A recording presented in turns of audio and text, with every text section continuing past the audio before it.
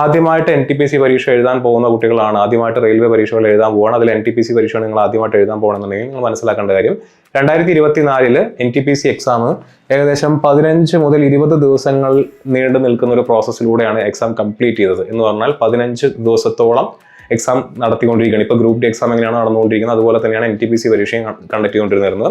ഒരു ദിവസത്തിൽ തന്നെ മൾട്ടിപ്പിൾ ഷിഫ്റ്റ് ഉണ്ടായിരിക്കും. അതിൽ ഏത് ഷിഫ്റ്റ് ആണോ നിങ്ങൾക്ക് എന്നുള്ളത് നിങ്ങൾ 10 ദിവസം മുന്നേ ആയിരിക്കും അറിയുന്നുണ്ടായിരിക്കും. നിങ്ങളുടെ എക്സാമിനേഷൻ്റെ ഡേറ്റ് 10 ദിവസം മുന്നേ ആയിരിക്കും അറിയുന്നുണ്ടാവുക. എക്സാമിൻ്റെ സെൻറ്ററും 10 ദിവസം മുന്നേ മാത്രമായിരിക്കും നിങ്ങൾ അറിയുന്നുണ്ടായിരിക്കും. അപ്പോൾ മോസ്റ്റ് പ്രോബബ്ലി എക്സാം കണ്ടക്ട് ചെയ്യാനുള്ള സാധ്യത മാർച്ച് പകുതിക്ക് ശേഷമായിരിക്കണം. ആൻഡ് എക്സാമിൻ്റെ ഒരു പ്രോസസ്സ് എന്ന് പറയുന്നത് ഏകദേശം 15 ദിവസം മുതൽ 20 ദിവസം വരെ നീണ്ടു നിൽക്കുന്നതാണ്. എന്ന് പറഞ്ഞു കഴിഞ്ഞാൽ നിങ്ങളുടെ മുന്നിൽ ഇനി കഷ്ടി 2 മാസമാണ് പഠിക്കാനായിട്ട് ഉള്ളത് എന്നുള്ളത് ഒന്ന് നോട്ട് ചെയ്ത് വെക്കുക.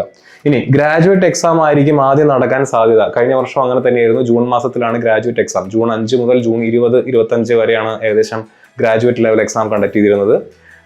ഓഗസ്റ്റ് മാസത്തിലായിട്ടാണ് അണ്ടർ ഗ്രാജുവേറ്റ് എക്സാം കണ്ടക്ട് ചെയ്തിരുന്നത്. ഇപ്പോൾ ജൂൺ വരെ നീണ്ടു പോകേണ്ട ഒരു സാഹചര്യം നമുക്കില്ല. കാരണം ഓൾറെഡി അതിന് മുന്നേ ഉള്ള എല്ലാ നോട്ടിഫിക്കേഷൻസിന്റെയും ഡേറ്റ് വന്ന സ്ഥിതിക്ക് നമുക്ക് മാർച്ച് മാസത്തിൽ തന്നെ എക്സാം എക്സ്പെക്ട് ചെയ്യാം.